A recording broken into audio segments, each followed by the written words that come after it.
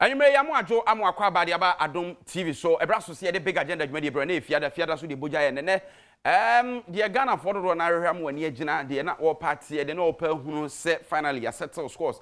A year parliament, say, why and etna majority side, why etna minority side.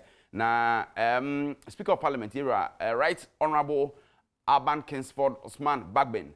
I declare, say, for Mena Mrashebujani, essay on the MPP.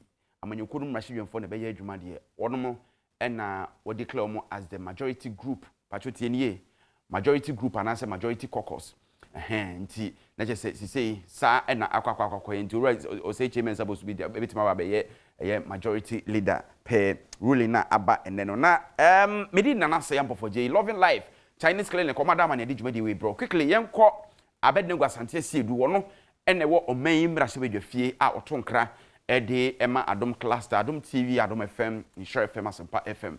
Abednego yemu adwumu akwaba. Hello Abednego. All right, yenya Abednego Asante Asiedu na basically enkomo ayeba bedie no efa Speaker of Parliament wode atu edwa ama ye hwese anye bibi kra no eno betimi asettle de bruhaha nchiwa tinye entreha ana sansensem no edi ubekaya nunti no se yebehunu se we majority ana we minority ntene ahomache no nan na MPP amanyoko no mrahibemfo wa bedwafie ho binmu akoda tonku ache se nya asem keto akra bi pictures abedi mu honya kra enso obe ne dey yetwe homrai ba enkomo no yede diaka ebeto so.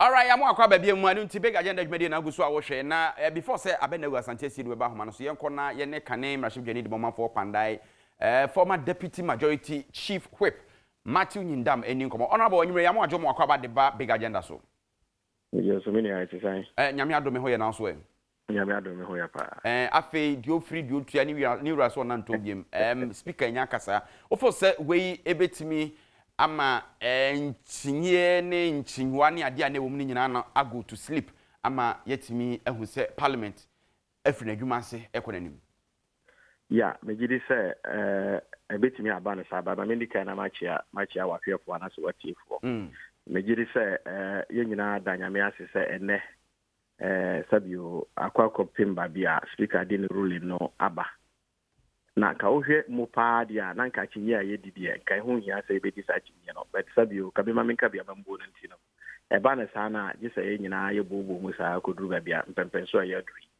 me gidi se last na me ne ukasa na me ka kira mo se ma ye nyina mompa se sabio the independent candidate no or the support beba abeta MPP achi although informally no are declared here but officially no on declare nti letter no call no na ehua be hia say ono no dey support no aba be kan MPP ku no ho anase dom no ho ama sabio le dey na be kan wa ya 138 against 137 eno no ema sabio ofa yen side na yen ye be ye majority nyame adumti ye na ebenya majority leader ena ebenya deputy ena bia efa majority bia ho e wo parliament ho no ababe ba say the MPP and the independent candidate now form the majority caucus.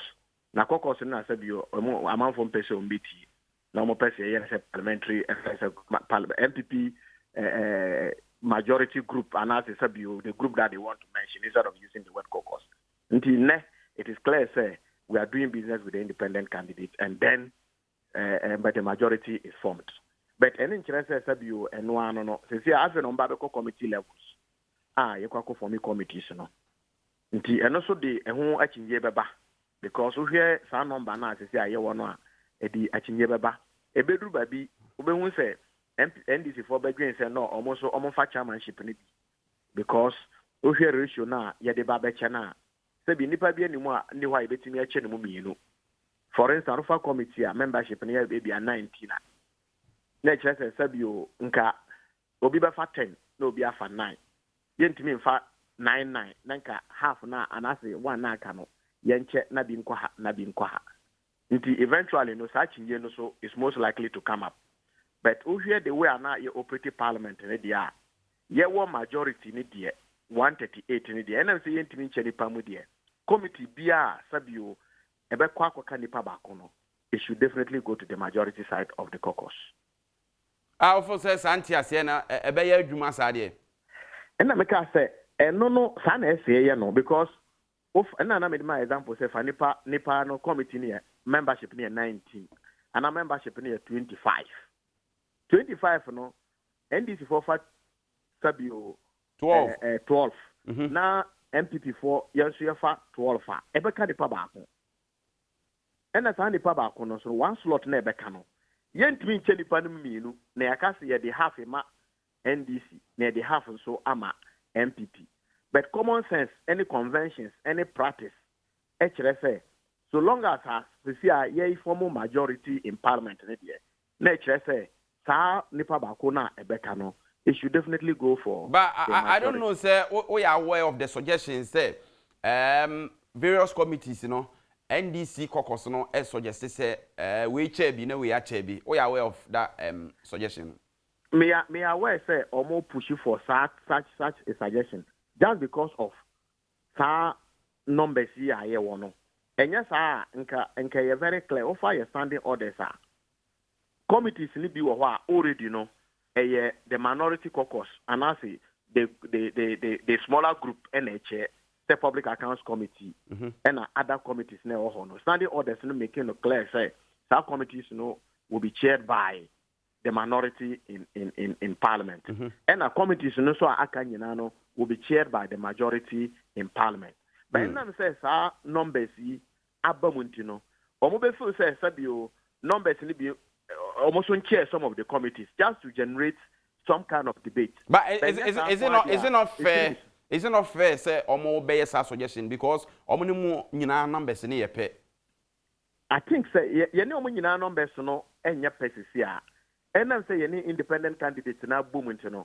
Ye ni omo nyina numbers ni nya pesa. Ye 138 then omo ye 137. Nti ye ni omo numbers no de wontimi nka say. All right, mpacho obe nyina so ama me na me ne eye machebe dwani di momamfo odwabo so abato mpesua so ono abokwa me na mitaka no edi nkomo na chire wabem ono bakando me moadwo ya menia boko de na me ne mo pai bo me hoye enne dia to dwai mwakoma tom yem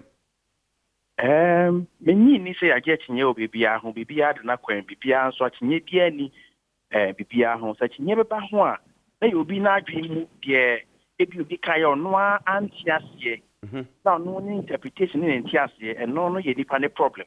Okay. But bibia ene course so ma shebedwafie no megiri ye se eni kwan se problem bia ba ho. Number 1 menua o fire standing orders na fire constitutional ye di ye adwuma ma shebedwafie ha enye ba bia wo betra ne ma ye feel majority and as a minority so betra benkumu so betra ne fo eno hu nya. That's number 1. Number 2 so we are majority and now we are minority no the fapim eni nipa dodo a ukura the fapim pa eni nipa dodo a ukura.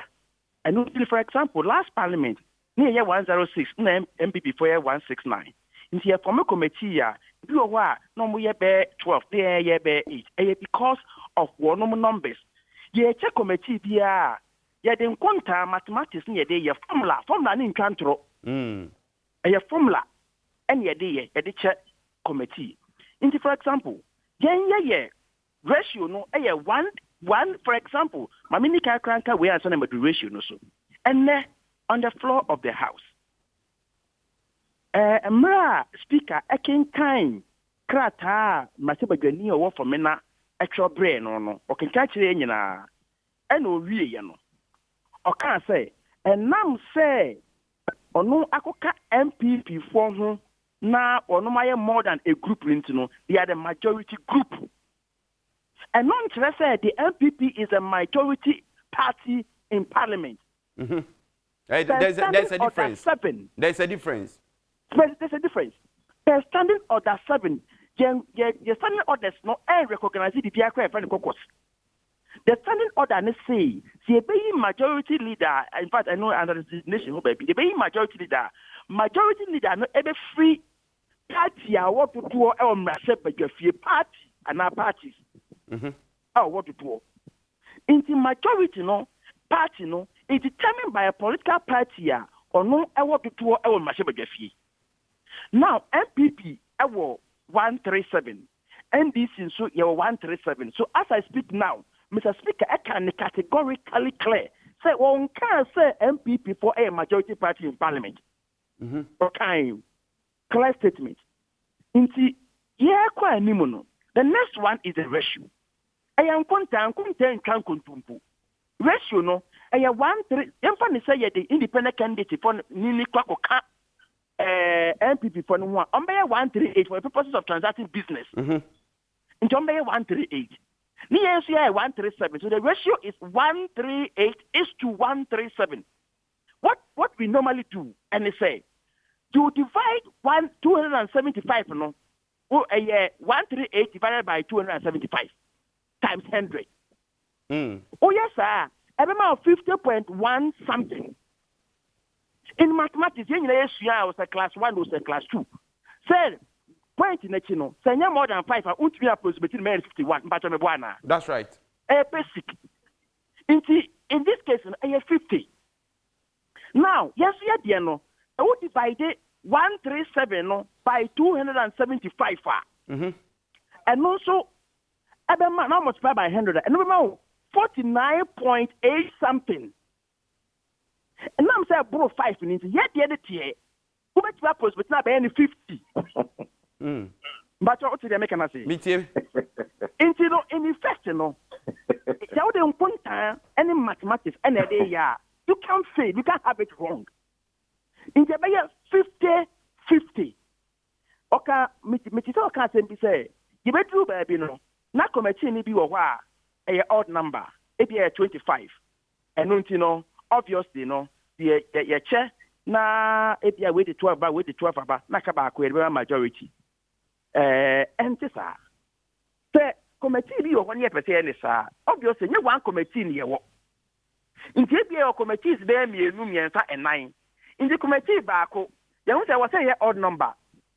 And you know, I was say 25. The baako ama MPP caucus no mo omo be 13 e wo so a. Common sense no kai na kira wo say. The second committee na say 25 no. I was say the other group NDC group no say 13 e was that group no so. Please, am I making sense? Me too. Inti say wo committee bi wo ho. Say the sie bi amam. Na yintimi nche nipa mu nti no. The committee see a mienu a.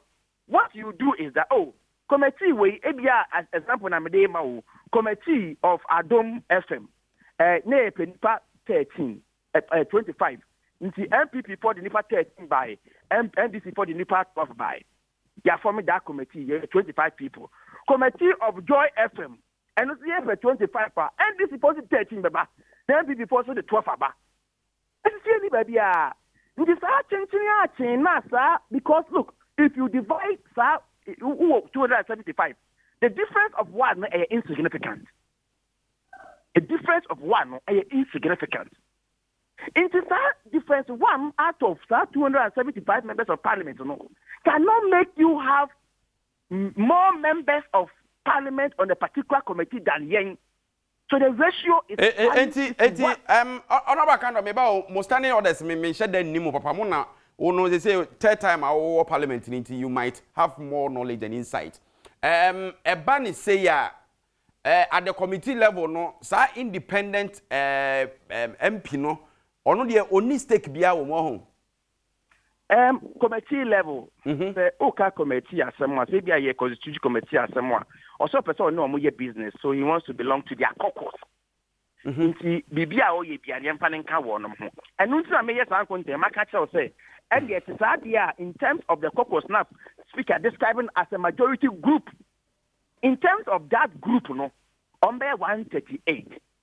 But if that's the case, then sir, majority group no doesn't it translate to committee side? No, say our standing orders doesn't recognize either a group or a caucus. It recognizes a party. And my mouth standing order 7. And in fact, the definition of even a minority and now say majority and standing alone, it could be inferred from the definition of a majority leader. So me was sending other nigga I my name to see and can be reading the verbatim at the chair. Because of that 14 back winter, we've addressed ourselves with these provisions. There's no way. There's no way. Obiani will make like I me say in Parliament in our standing order. Bibi will my friend majority caucus. There's no way. All right. Eti mamema honorable Nyindam Rem Kakra. Why deputy chief whip the majority side? No, he might also have some insight. Honorable Nyindam, minim so unua honorable Akando asema okay. One ne yadwen. Me ne yadwen me babi awaboboso. So fast standing orders now, just like he has said, there is no way I define the majority group and then a minority group. By your majority leader and minority leader. With that definition, it tells you that you cannot be a majority leader unless you are leading the majority side. And you cannot also be a minority leader unless you are leading the minority side. Those ones are there.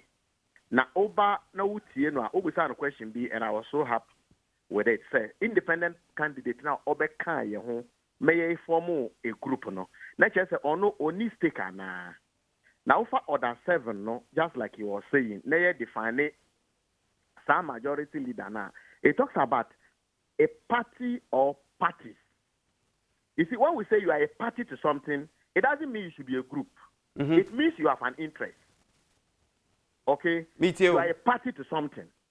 So the independent candidate is a party in parliament there. Because our stake on the floor as an individual. Because about parliament as an individual. So he has a stake. That's why no number no the can yen MPP for hono MIA 138. Yes, it is also true, say, if you come to the floor of parliament, MPP cannot say yen a majority party or ho. And NDC soon to me can say a majority party or ho because independent candidates or stake or your party. Into no be kind you form a majority group no. Into some to some extension of the committee levels now. Anytime be a mobile bibiano, his interest must also show. That individual now or be kind no. At the committee level no. At the committee level no, I see the interest there. Show. Intina meneno eya again say sabio and or divide the ratio no be with 138 members no is 50.1 and or with almost 137 no a 49.8 and in mathematics obet me you can write numbers but this one is not we are talking about human beings. We are talking about human beings. I don't mean round in human being up. Why now, let me refer him back. We have Professor Mills. And then another don't Akufo-Addo election no moko ya na. Nana Akufo-Addo in by then in 49.8. Professor Mills in 50.3. And convert me a converting easy say second another anya 49.8 the end or converting at the end of the bar. One is 50. And a Professor Mills so need 50.3. But 50.3 no you say you can't convert because it's less than 5.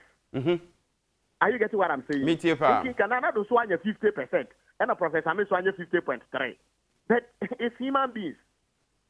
It is not just easy. So obey our conversion, no. All right. Mamire, honorable account of bet me. Minia, first and foremost, it is not, with all respect to Honorable Nyindam, it's not possible. Say Professor Mills and another Akufo-Addo ever call one election. No, we are being more than 50%. It's not possible. Mathematically, it's wrong. It doesn't exist. No, I'm just talking about the figures. There's no Pacho. Put me in context because Nana got 49.8.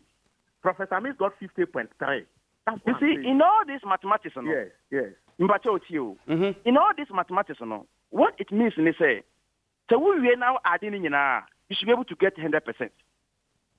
That's underlying pattern. Masa, some mathematics, today I am on your phone. I am but I didn't favor no. Na ya can it yo. Some mathematics be doing this assembly lesson and saying and before you were very loud in defending this position. That's the same mathematics, the percentage. I was a DC and as a presiding member Binya to be able to qualify him to start to test. And this is the same mathematics we did. And when it is more than this, near your converting near sign multiply the pack, now we have 100% now. It's genuine. Honorable Nyindam. Afi no ya ye nyina ye. Masa, obi ni mo chenasem. Let's have a principal position. Ni enka nokre enkyere Ghana for. Ni nyai say, ye ma ya chitafo a hope bisa enya nokre. Eti say mumu hwan na ma ne chitafo for so fi. Because the point I'm making is say, sir, over 138 is to 137 now. Number one, ratio no 1 is to 1. Number two, Mr. Speaker, and I was surprised. I'm not speaker. I can't say omoye majority group say deben. All of a sudden, on Wakando. Yes. It wouldn't be fair so because deben because you were there. So the deben. Then amaka boni pa enu nti umame ntu aso. O say majority group was a deben. Wa when you say deben enya de betime enya de betime indicate here. What is what it means e kasa enya bofo kasa o. Deben kire say manwie be ama me peno na mafa no nti mantimi antuma kan. It will justify deben. But I make na to aso na. Hello. A time now so we into the wrap up na yenko. Okay. Nti that one any kwase ye pay it number the last point I will make. You know see kai no. Miss Rena to me define what a party is in our standing orders. What a party now be do here. You what a party is. A party. Independent. Enti dia o kan say me ba o enti asene ntimi anya adwuma na say asem we betima akwa wie court o. Yen mra no efie ha. I think order 6. You see if there is doubt on any of the provisions Mr. Speaker na interpret. Okay. Nti efie ha de we have one of government. Nti order 6 actually say the bia in doubt bia no you seek the interpretation from Mr. Speaker. All right. Me dansi bebre. Honorable Martin Yinda mame na wase na say asem we kwa wie etwa speaker ni biem se de ne wa settle majority ne minority groups ne ho keka ho no. Yeda mo ase we big agenda Adom TV so nie Monday to Friday 5:30 to 6 bia na yede bro medi na se apopogye na se enkoma producer Kofi Asan AC Ohene Afe McBride Ajengo ne minua cameraman okọ no aba yede mo asi nyame adoma Monday ebihia.